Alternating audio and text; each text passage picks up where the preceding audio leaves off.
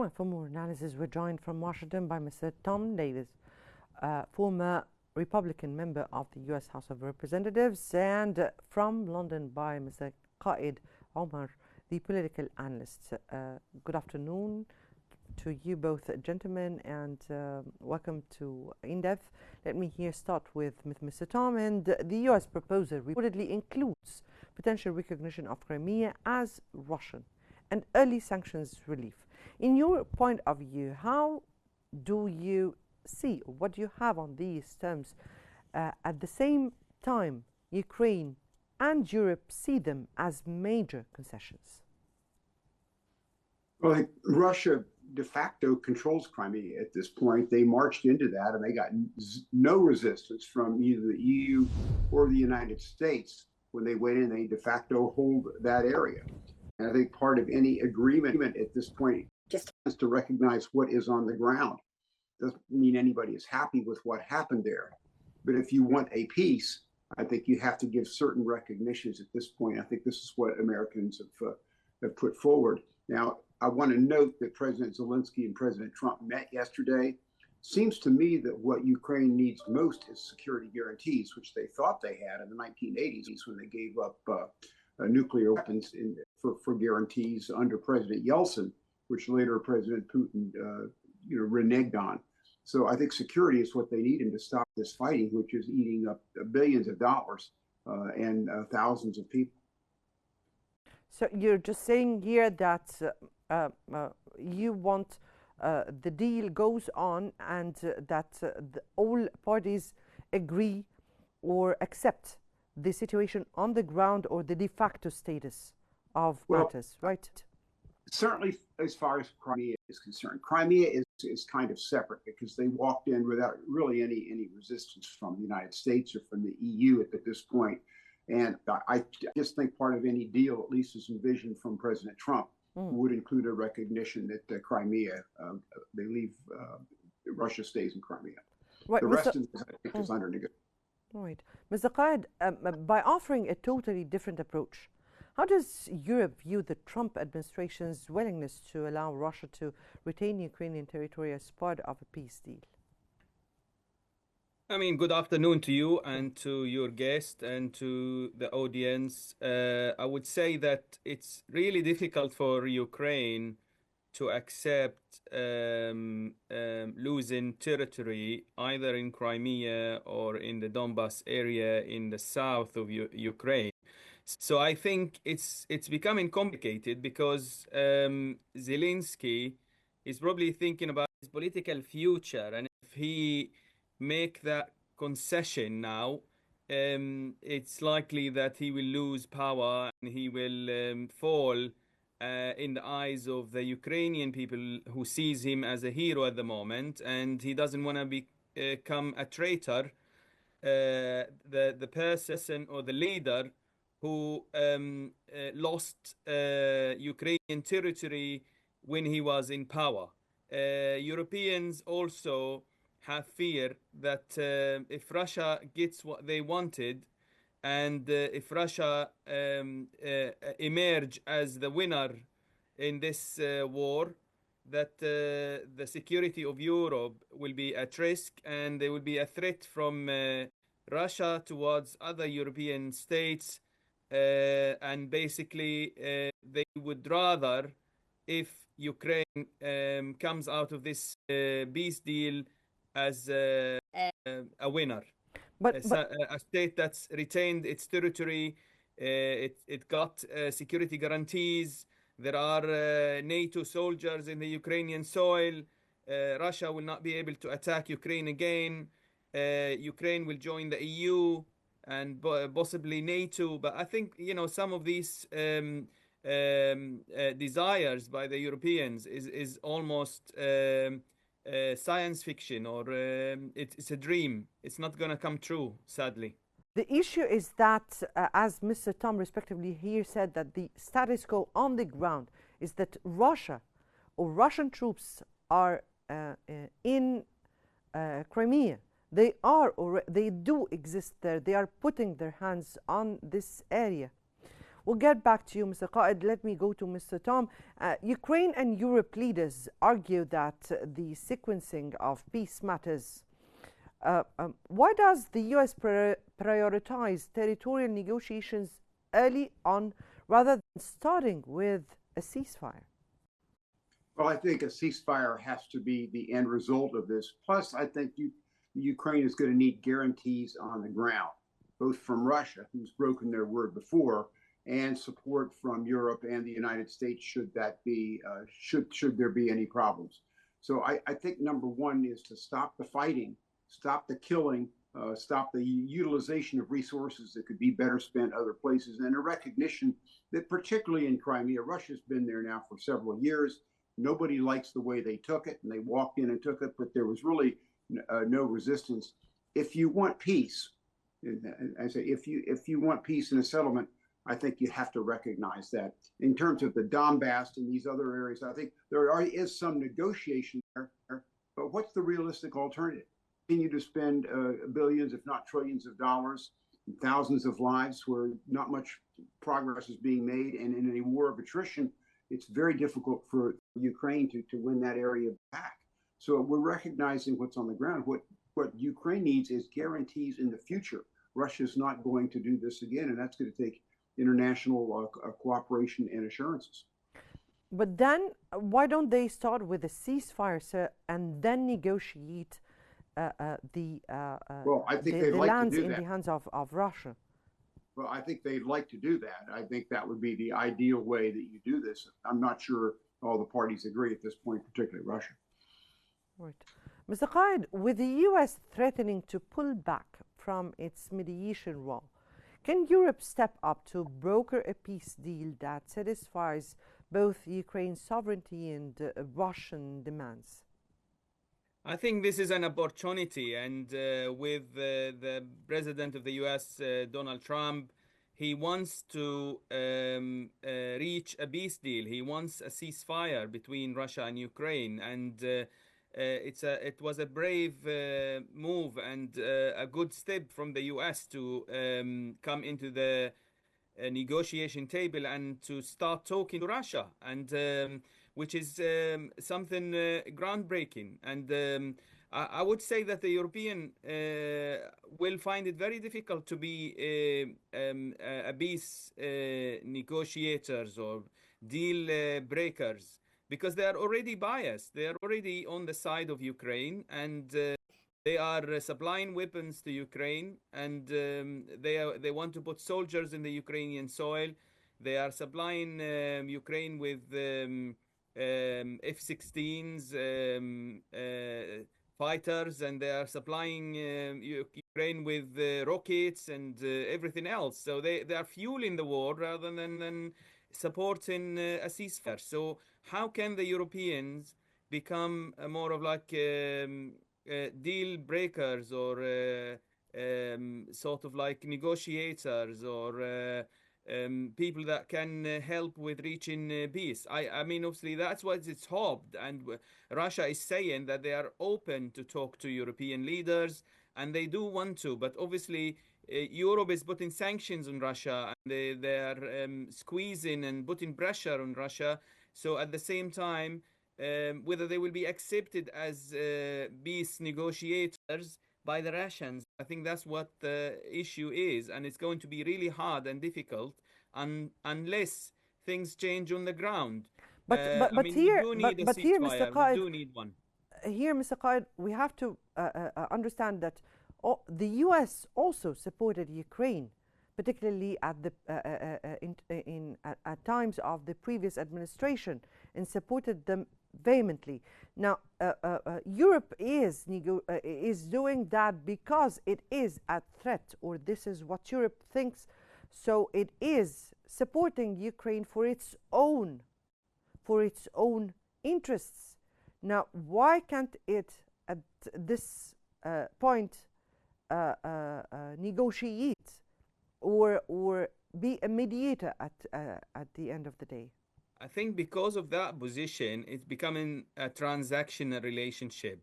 It's becoming about mutual interests. What Russia is going to get out of this peace deal, what Europe is going to get out of it, what Ukraine is going to get out of it. And it's like a piece of cake. They're trying to divide the pieces between them. And sadly, in this situation, there's going to be a power relationship, and whoever is dominating and has got the power and the upper hand is going to dictate the terms of peace. And basically, as Donald Trump said himself, that Ukraine is fighting with a country 20 times its size, and it's hoping to win the war. It's not possible for Ukraine to win the war, even with all of the European powers and all of the European weapons and the American weapons. They still haven't been able to win any piece of the war. So basically, in this kind of situation and in this kind of power relationship and negotiations, they're gonna have to make concessions. I think only when both sides make concessions, we are going to be able to reach peace and reach ceasefire. Mr. Tom, from your own perspective, how can the Trump administration's proposed terms be reconciled with European leaders' demands for a full ceasefire and security guarantees? I just think you have to take a look at what's on the ground at this point. As our speaker from the UK said, what's going to change the situation on the ground? What hope does the Ukraine have of taking this land back from Russia, which is much stronger? Nobody's won this war. This has caused tremendous problems in Russia. But Russia is now in a wartime economy. That's almost their model at this point. I think it behooves everybody.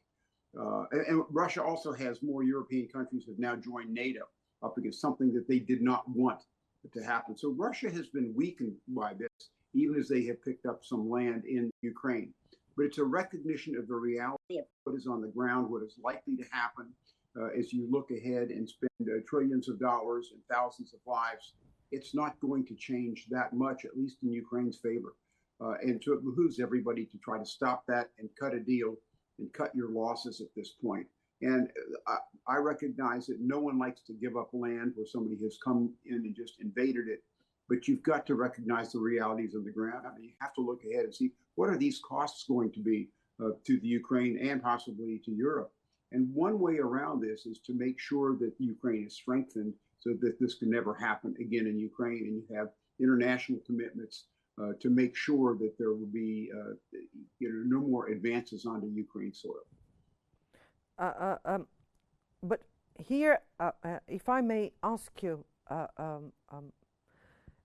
this conflict persists, but if it persists, do you think Europe could be ready to take on more responsibility if definitely the US withdraws from this peace negotiations? But even if they do, I would just argue, my friend from the UK, even if they do, how is it likely to change the result, given the tremendous resources that Russia has put into this? Let me get Mr. Qaid's here point of view of the same question. As this conflict could persist, I think what we need to think of, be ready to take on more responsibility? What we need to think of that the economy all over the world is shaking at the moment. We have seen a rise in the cost of living. We have seen the tariffs that the US imposed on Europe, on international states, and the impact of that on economy, the global trading, and basically the world cannot take any other economical crisis again. The war is costing Europe and costing the world so much money, and that drain of resources, drain of money needs to stop. Basically, the people of Europe are gonna uprise, and they're gonna start making their governments change their policies toward Ukraine. People are fed up of the cost of living going up all the time, and they have no more money. So basically, this war is pointless because, as my colleague in the US said, Ukraine is not going to win the war, and the sanctions on Russia are continuing. Russia is impacting on Russia's economy. The counter sanction from Russia, and you've got China, Iran, other countries getting involved as well. And the world needs a break. We Indeed. need to have some respite. Indeed, the world's economy at large is reeling from this war that has extended now for this is the third year. But here we're speaking about negotiations in terms of security guarantees for Europe. So this is why we're asking if Europe could assume the responsibility of discussing such a matter directly with Russia, so as to take its guarantees and reach a consensus or reach a ceasefire that finds consensus from both the Ukrainian side and Russian. Yes, Europe will take responsibility, and they've already pledged that they're going to help Ukraine and they're going to give them weapons and they're going to give them money. But for how long they're going to be doing this for no outcome? It's So basically this is you are why investing in a losing business. So it's brainless and it's pointless and it's crazy, to be honest with you. I just think reaching peace and coming to a settlement, ceasefire is the best way forward. That will save lives of Ukrainians, lives of Russians, lives everywhere, and basically it will also save our money. Mr. Tom, with the US and Europe at odds over the terms or over some terms, can a unified approach, and I mean here a unified approach from Europe and the United States, still emerge to end this war in Ukraine, and what it would take for a unified approach? Well, I think you'll eventually get there. You have to, I think you start at different positions, but it is in everybody's interest to get this resolved, get a ceasefire, get this settled as quickly as possible, and give Ukraine the kind of security guarantees they're going to need to come out of this with something. So I think the United States stands ready to help in that. I think lifting of the sanctions is what Russia badly needs at this point, as well as what they're bleeding over there right now. But as you look at this from 30,000 feet, you say, why can't these folks settle it? As our speaker said from the UK, though, there are internal politics in the Ukraine. It's still a semi-democracy, that have to be resolved, that make Zelensky's position a little harder. But Europe and the United States, I think it's in their interest as well to get this stop and get security guarantees for the Ukraine over the long term. And I think that's where we're headed. But what can find common ground between the demands or what the US terms is putting and the European plan that has been submitted? What could be what could find consensus for both of them to go with a unified approach towards the matter? What well, common that's ground? going to be that's going to be up to the parties when you look at it. But the reality is, as we said, the ground is not changing much at this point, and it's difficult to give up ground where you've been invaded and things taken, and you've lost ground. But as you look ahead at the status quo, that's just unacceptable because we're bleeding billions of dollars.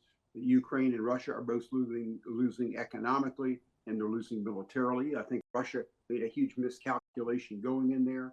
I think Ukraine has got the world behind them in terms of what they showed in their resistance to Russia. But you've got to look ahead, and where do we go from here? And I think Europe and the United States come together, and I think the hardest part is making sure that this doesn't happen again, that we have some kind of international force and guarantees in there on those boundaries to make sure that Russia can't do this again.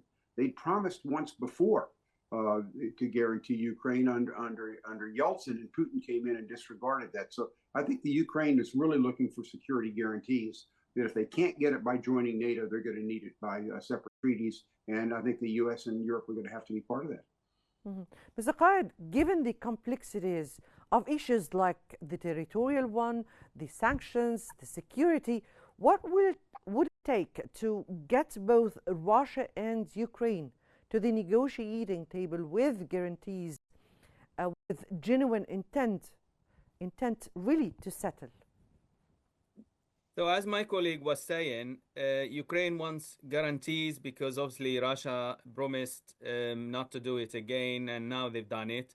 And Russia's saying that the US and Europe promised that NATO will not extend to the east before, and now they want to extend it to the east. So they've already extended it.